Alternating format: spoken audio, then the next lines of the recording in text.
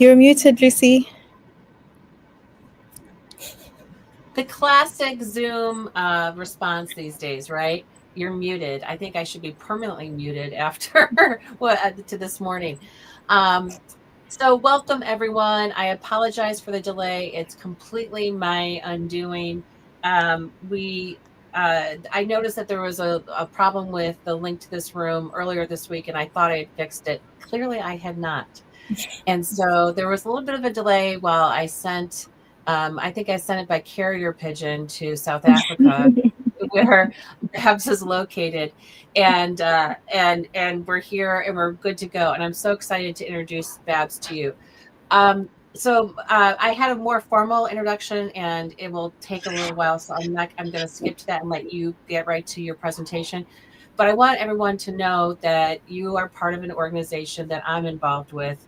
The Charter for Compassion is one of Babs's side projects in addition to her own work. And they are a sponsor of this conference as well. And if you are interested, it is we'd love for you to get involved with the charter and be a part of all the educational activities that go on, including training for social emotional learning and all sorts of things. I'm too incoherent right now to list all of them, but Babs is on our board of trustees, and we're so glad to have her here. So without further ado, I'm going to take it give you the stage, and I'll come back at the end and have a little chat with you to wrap things up. How's that sound? Wonderful. Okay. Thank you for being here. We appreciate it.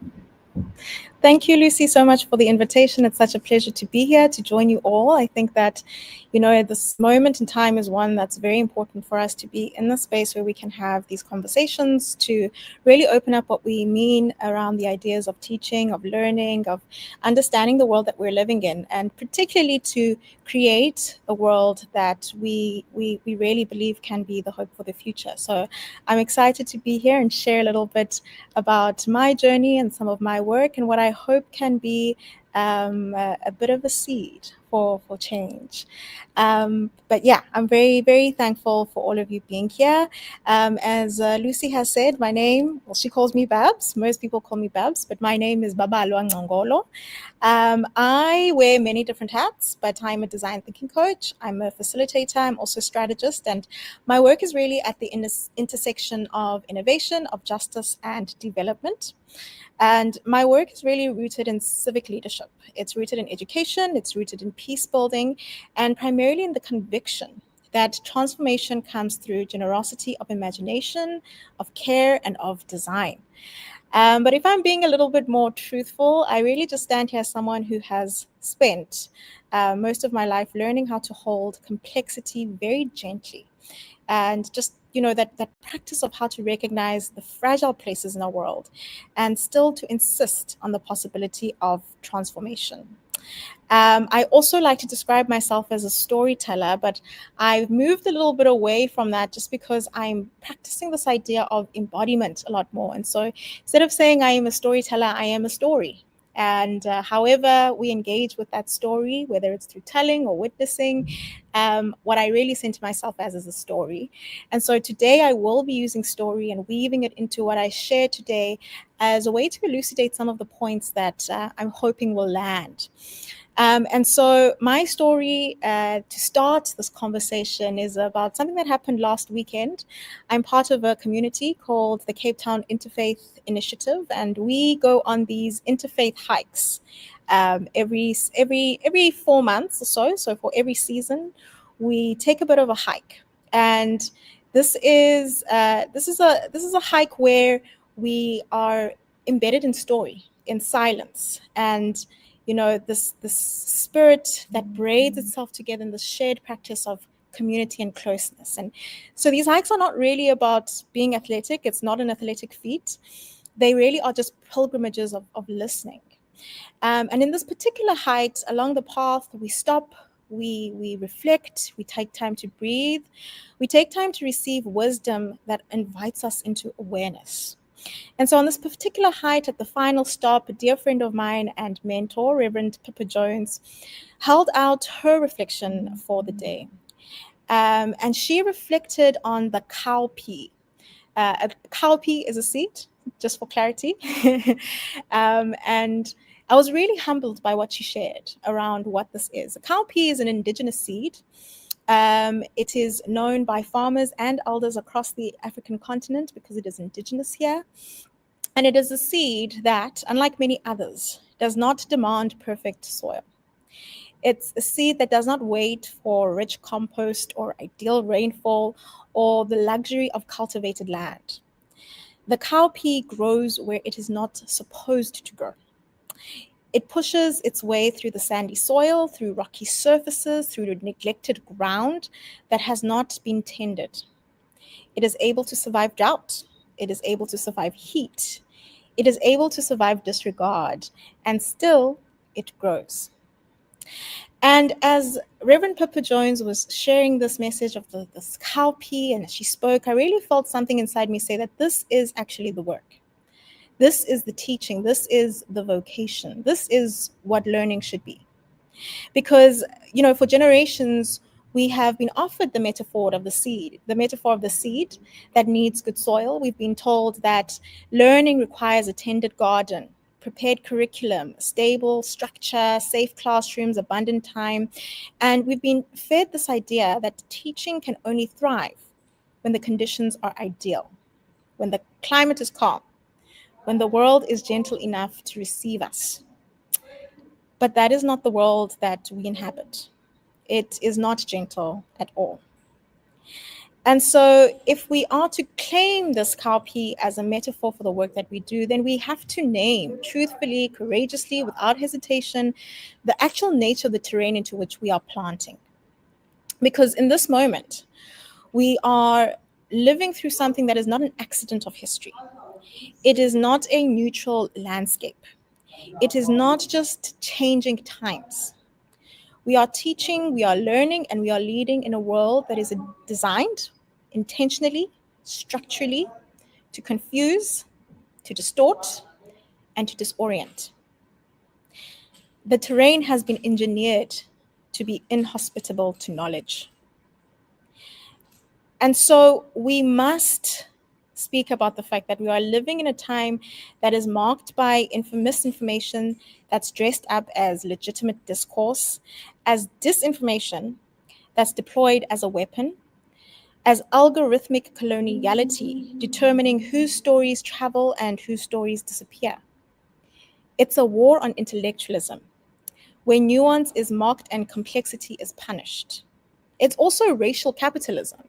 And this is where bodies are sorted, valued, and discarded according to global and historical hierarchies that are actually not driven by fact. We are living in the residue of colonization, where knowledge systems are still ranked, they are regulated, and they are policed. And they are, of course, constructed social hierarchies that thrive on division, on fear, and scapegoating. So this is not merely ideological background noise. These are the conditions in which we are having to do the work of learning and teaching and trying to make sense of the world. And these are the conditions in which we, as educators, as facilitators, as mentors, are expected to plant seeds. The world is distorted terrain. And to use a few of the examples that exist, particularly in our time, if we look at what is unfolding in Palestine, it's crafted in this idea of it being religious conflict. But it's not an inevitable feud between faiths. It is and has long been this ongoing machinery of displacement, of apartheid, of ethnic cleansing. Yet we are continuously told by global media, by political forces, that this is a religious binary, because that is the framing that serves political interests. Because a conflict, it's easier to digest than colonial violence. But if we call it what it is, we are forced to reckon with our own complicity. Most recently, within the language of genocide, we've seen reports about Nigeria where extremist violence is flattened into a story of Christian persecution. that erases the political, the economic, and the ecological forces that are actually at play. And what this framing does is it obscures the reality of land disputes, of climate displacement, of state failure, and of course poverty. Because a simplified religious narrative keeps audiences comfortable and governance unaccountable. And even here in South Africa, where I am from, we've seen this resurrection of what we call swart gevaar, which is this old colonial logic of fearing the native that has now been repackaged as white genocide, as political rhetoric, and as sensational media.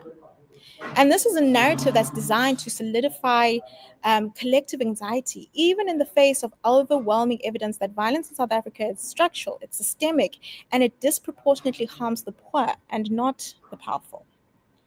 And we must remember that these framings are not accidents. They are tools. These are tools for maintaining racial hierarchies. They are tools for consolidating power. They are tools for controlling memory. These are tools for disciplining empathy. That really, genuinely, they're tools to ensure that we as the public never see clearly enough to mobilize meaningfully. And so I really want to say this very plainly because I think in our current society, we confuse it a little bit. The reality is that our learners are not confused, they are being confused. Our communities are not misinformed, they are being misinformed. We are not teaching in chaos, we are teaching inside architecture. An architecture of distortion, an architecture of fear, and an architecture that hopes that something like the cowpea will fail, that the seed will give up before it breaks through the stone. But we still plant.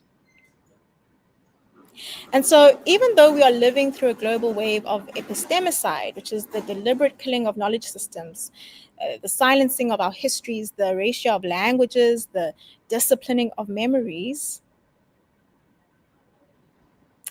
we are still able to do the work of planting the seeds.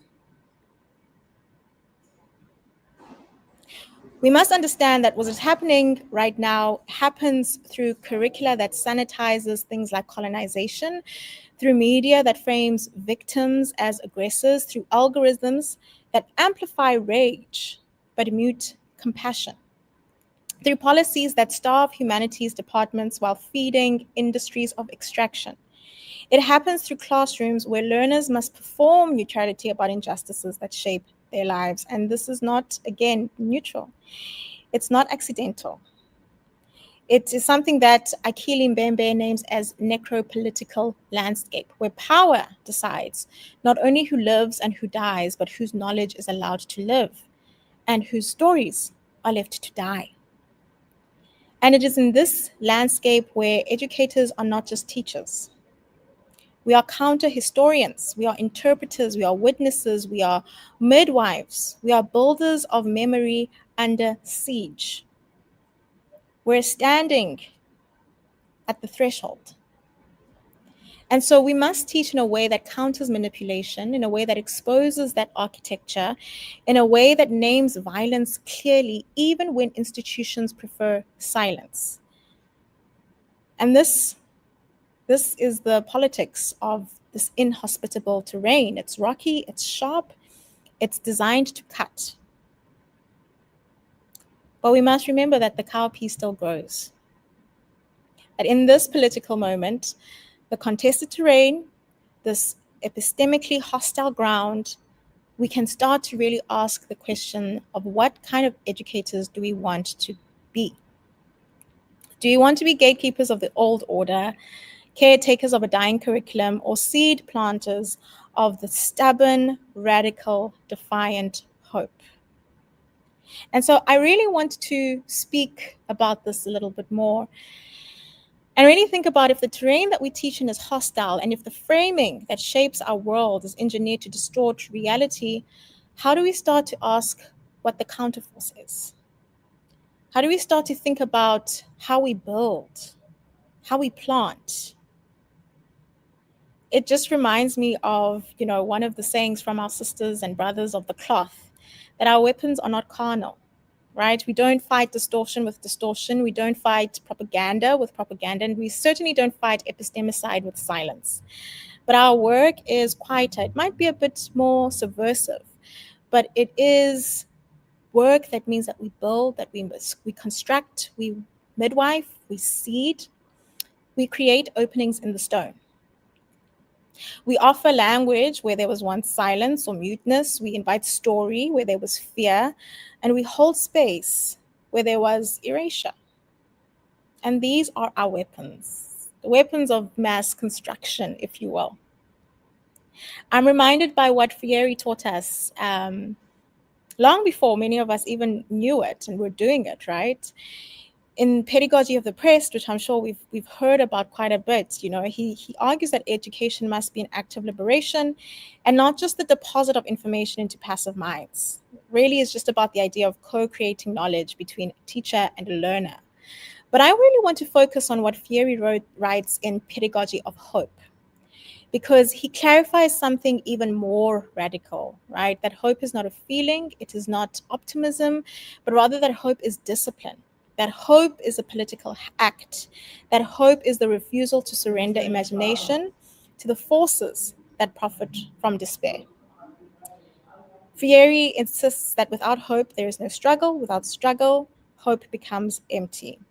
And this, again, takes me back to that cowpea. Because the cowpea is hope as discipline. It's hope that works. It's hope that digs. Hope that roots itself in impossible ground. It doesn't survive because the soil is kind, but because the seed is stubborn. And so in my work, I've seen hope take shape, not as a sentiment, but as practice, as pedagogy, as construction. And I want to speak to that today. For me, hope is this story that a colleague shared with me. A colleague who, in many ways, metaphorically and in reality, stands in what we call the doorway. This year, I worked with a woman, a Black woman who is navigating predominantly white institutional spaces, who described her position as standing in the doorway, right? Not fully welcomed in the room, not fully embraced outside of it. Hands on the frame, body is in the threshold, absorbing microaggressions on one side and critique from her own community on the other. And yet she stands, right? She does not stand to guard the door. She stands to keep it open, to make sure that those coming behind her can enter with less bruising than she has endured. This is not just a metaphor to me. This is hope as labor, right? Hope as endurance, hope as political resistance in systems that were never designed to hold her dignity. And her doorway work taught me that first principle of hope, that hope is catalyzing. And for it to really take root, you have to believe in people. You have to believe that people are able to cross the threshold. You have to believe that they deserve to cross the threshold. You have to believe that they will carry others with them. And you have to believe this even when institutions give you every reason not to. And in many ways, this is the doorway where many educators stand. But of course, we cannot remain there forever. I'll speak about that a little bit later. Hope is generative as well. To me, it makes new worlds possible. And this was really shown to me, revealed to me in one of the programs that I facilitate. It's a leadership and climate justice program for young girls from under-resourced communities in Cape Town. And here I witnessed this generativity unfold in the smallest yet most transformative way. In this space, we're discussing language. Many of the girls entered the program exhausted by English. Their home languages are not English. In fact, English is the language of school. It's the language of correction. It's the language of coloniality.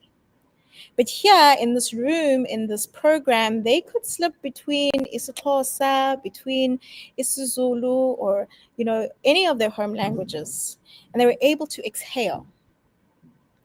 But what was happening is that even in this room of diverse people, language began to become a barrier. And even in embracing this comfort of being able to speak in one's own language, others were unable to understand. And so many of the students sat sometimes in silence because they could not join the swirl of isiXhosa or Afrikaans or the Cape Flat slang. And so without intervention, the very thing that was meant to be liberatory could have actually become exclusionary. So we took time to pause, we talked, we asked, what does inclusion require in this multilingual space? What does fairness sound like? And how do we hold each other with care? And they themselves designed a new agreement. They acknowledged the fact that anyone can speak in their mother tongue, but they must pause, they must translate, they must explain. In other words, they must bring others with them through the door. And this is not for the sake of surveillance, but it's for solidarity. And so by the end of that session, those girls who would quietly sit began to laugh. Something had shifted in the room. Language stopped being a boundary, language became a bridge. And so for me, this is hope as method. This is hope creating a new relational architecture in the room. Hope is generative. And you have to believe that something can change, right? You have to believe that language can be a tool and not a weapon, even when it is sometimes weaponized. That belonging, of course, can be co-created, and that even these young girls can build a new politic of fairness if we give them the space to. And so hope isn't something passive. It generates. We can name it. And when we do, it alters the soil. It makes the rocky ground a place where things are able to grow. And lastly, I want to speak about hope is power. There's a wonderful feminist writer who is Egyptian who speaks about hope being power. Her name is Naval al-Sadawi. And to me, this really is just the refusal to give up when systems depend on our surrender. And for me, I saw this power take shape during a culture workshop that I do for an African climate organization that I work with. This was a new team. The newer staff were navigating the legacy staff who were entrenched in their old ways of working. And there was tension in the room. Some voices were too loud, others were too silent, and some stories were heard and others were perpetually deferred. So I invited them into storytelling. Simple, open, human, not an icebreaker, an invitation to actually be inside the room. And what this did is that it allowed people who had been silent to begin to speak.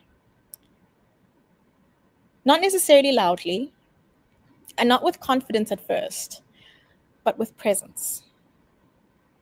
And when one voice broke through, others followed.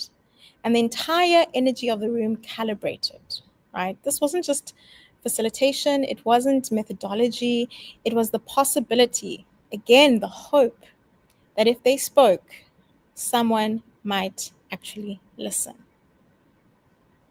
And that cracked something open.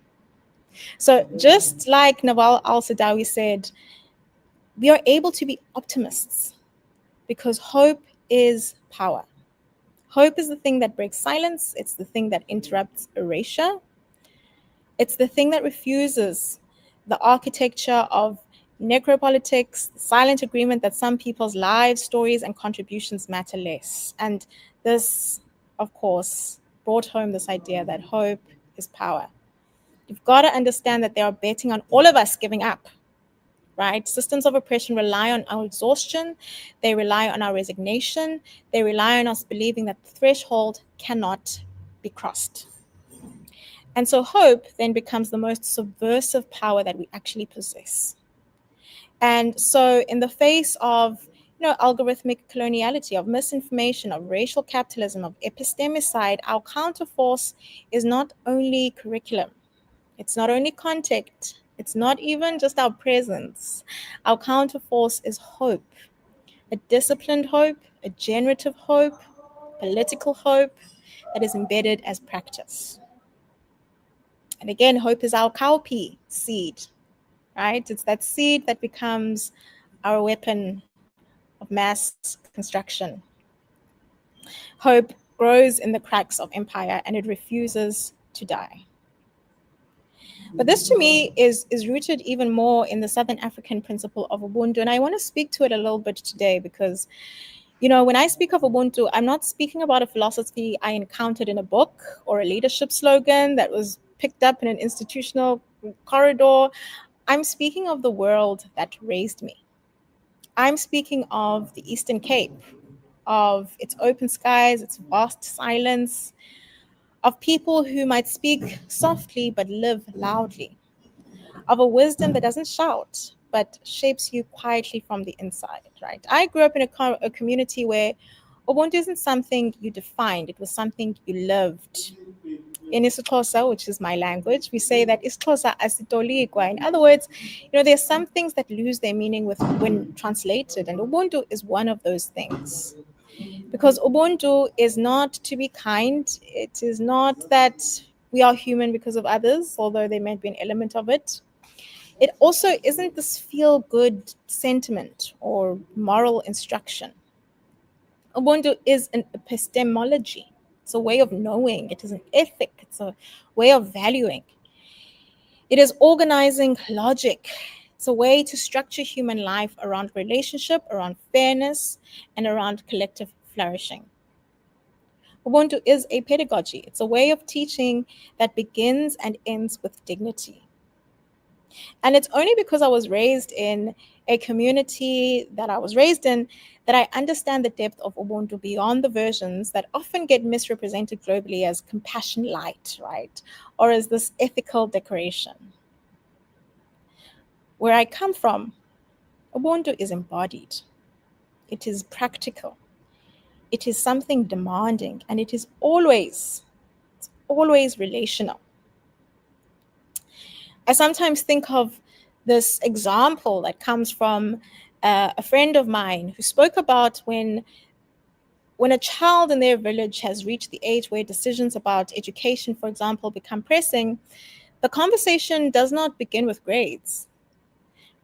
The community doesn't ask who got the highest marks, who met the standard, or who deserves the opportunity. Instead, they ask who is the child, who is the individual. What do they fear? What excites them? How do they move through the world? And where will they thrive? And so, two children could stand before the community, the A+ child who's top of the class and the B student who's steady but not necessarily exceptional. And the outcome might surprise an outsider. The community is going to think, about the A+ child in their wholeness. Perhaps that A+ student suffers from deep anxiety in unfamiliar places, or perhaps the B student has resilience that's maybe forged through being able to roam the hills for lost sheep at dusk, unafraid of time, unfamiliarity, or even solitude. And so the community might say, we will send the B student, for example, abroad because we know that she will flourish. But we will send the A+ student to a local university because he will be held by familiarity, and that will allow his brilliance to unfold safely. By the metrics of our world, this looks illogical, right? But by the logic of Ubuntu, it is wisdom. It is attunement. It is fairness that is rooted in relationship and not abstraction. And this is the pedagogy of Ubuntu, to see people clearly before evaluating them, to know people deeply before deciding for them, to shape opportunity around the person and not the person around the opportunity. And so Ubuntu demands that we understand learning as something that is co-created, that is not imposed. It also reminds us that education is not about equality of input, it's about quality, equity of care. It's not soft, it is precise, it is discerning, and it is rooted in the dignity of each learner. And so for me, this becomes really important when we think about the idea that I really want to talk to today, which is about holding the door open. And I thought I would talk about compassion, and compassion is very important. It's part of the work that I do. It's very much rooted in everything that I hope to do. But I want to speak about holding the door open. It's about this idea of who stands at the threshold. And I think that as educators, this is possibly one of the most important things that we can see ourselves as. People who open the door. People who, like my colleague, stand in the door. People who allow us to start to think about how we can allow more people to enter the space of becoming. But our work is more important than just standing at the door, because often what happens is that standing at the door means that we are actually becoming gatekeepers. Sometimes we become the people who decide who can enter and who cannot, whose voice is valuable, who we care for the most, who we think is more deserving. We make ourselves the middleman of opportunity, or middlewoman, of opportunity, of growth, of the ability for people to move from one room into the next. And so what I'm asking us today to do is to not stand as gatekeepers, to not stand as the guard, but to be attuned witnesses, to be rational guides, to actually be the seed planters. That in our threshold, we should not be the ones standing there. We should be the ones dropping that seed of hope, that seed of defiant resilience, that seed that can grow in the terrain of war, of confusion, of rejection, of anger, and whatever barriers exist that separate people into one room and into the other. And that we should allow that seed in that inhospitable terrain to grow, and for it to be the thing that holds the door open. That will then allow for people, for students, for learners to be able to make that choice for themselves about how they enter the room. They enter that room with the knowledge that what they hold is resilience, that what they hold is hope. And that when we do that, we can move from what was to what can be. That the door stays open for us to engage as human, as relationships, as people who are bound by care. And so if there's anything I want us to really take home today, is this idea that we must plant that seed. We must plant that cowpea seed in the threshold and encourage those who are sometimes fearful or afraid to come and to pass through. And so my question to us all here is that we answer the following questions honestly and courageously. What are you at the threshold of as an educator? Who makes the room you are inviting learners into, creates that room? Who belongs on each side of the door? Why? Who decided? And what does that door represent in your context? Is it a person? Is it an ideology? Is it a set of resources, a technology? Is it a mindset? Because whether we intend it or not, educators can become the guardians of that door, as I've said. And this is where the danger lies. This is a danger that Nancy Klein speaks to with precision. It's that when we hold the door open and we stand there too rigidly, we risk centering ourselves as the determining force of who may pass and who must wait. Again, we become these gatekeepers, even when we believe we are being generous. And so slowly and subtly, we begin to mute voices without meaning to. We begin to evaluate worthiness without noticing. We begin to place our own sense of expertise, our own beliefs about readiness at the center instead of the learner, of the relationship, of the context. And this is the quiet violence of gatekeeping. And this is the violence that hides inside this idea of care, right? It can be very insidious. It hides inside protection. inside this idea of not yet. They're not quite ready. And so through the work that I've done this year, I've really come to believe that Ubuntu is important. Being able to name the political landscape is important. And the practice of hope is central. Because I don't think that educators should be holding the door open at all. Because holding the door can turn into guarding the door. Guarding the door can turn into blocking the door. And so instead, in this no man's land of the threshold, educators again should be planting the seed. And particularly the cowpea seed. The seed that can take root in inhospitable soil, that can anchor itself in rock and still grow. A seed that's strong enough to wedge the door open from the inside. And that is the seed that becomes a force that keeps possibility alive. It's the seed that the structures that allows us to hold space for others. It's the seed that becomes the thing that prevents the door from closing, even when systems and histories and hierarchies push back. And so when we drop a cowpea seed in the doorway, we are planting hope as a method. We are planting resilience and Ubuntu as a pedagogy. And we are planting possibility as inheritance.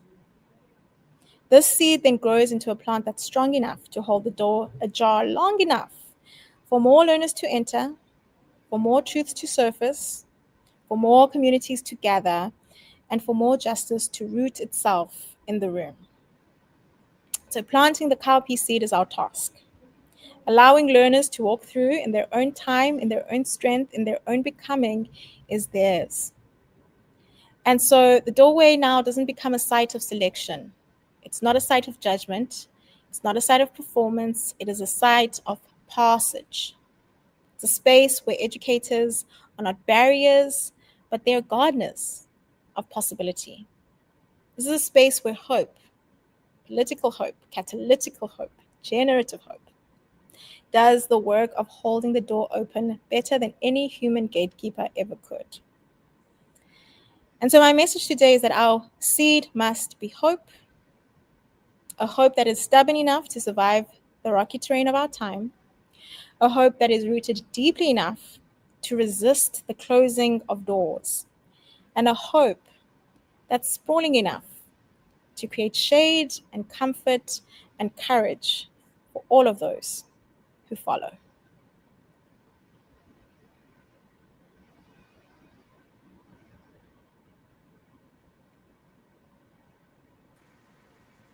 That was beautiful, truly beautiful.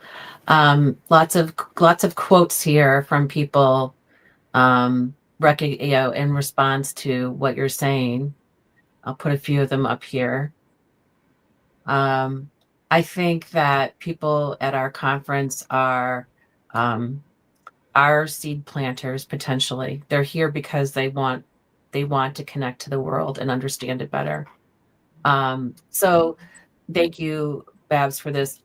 My question for you is, this is also, I think, a personal self journey to be that seed. The path is going to be different for people. What are your recommendations from you for people who want to understand Ubuntu better, or practices that will be more inclusive and thoughtful? Do you have some starting points that you recommend? I think for me, which is always what I express everywhere I go, is that the true act of Ubuntu is listening.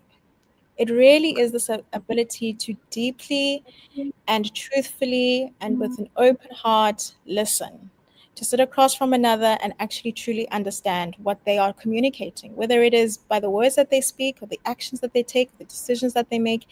It is this radical act of listening. And it is engaging in that practice of listening that allows us to start to cultivate what can be this relationality that is rooted in the deep seeing of the other, that Ubuntu. So that is step one for me all the time, is to listen. Am I listening? Am I listening? Am I paying attention? Am I attuning to what is happening in this space between you and me Am right I now. present? Am I present in this space? Absolutely. Okay, I think that's something that we can all work on. I certainly can. And you know, I think it's the opposite of what I'm seeing a lot of in this world right now, of me first, being the loudest, being, you know, whether it's our political system or influencers, or it's kind of this I don't know, seeking attention rather than listening Mm. that's going on. And I hope that we can counteract it a little bit, because I think there needs to be some balance. Mm. Um, so thank you for these inspiring words for everyone. This is what teachers need to hear. This is what everyone needs to hear, not just teachers. We all are teachers in some way, whether we're a parent or working in another environment. And so I think everyone can get something out of this talk. So thank you very much. For the rest of you, Bab's contact information is in the chat if you want to reach out to her and connect and learn more about her work. And the next thing on our schedule is the expo, where our sponsors will be, including somebody from the Charter for Compassion, I think, where you can learn more about individuals' work. So please drop into the expo just to say hi to the people who are supporting the conference and let them know that you appreciate their efforts. Babs, thank you once again, and we will see you soon. Okay. Thanks for coming, everyone. I appreciate it.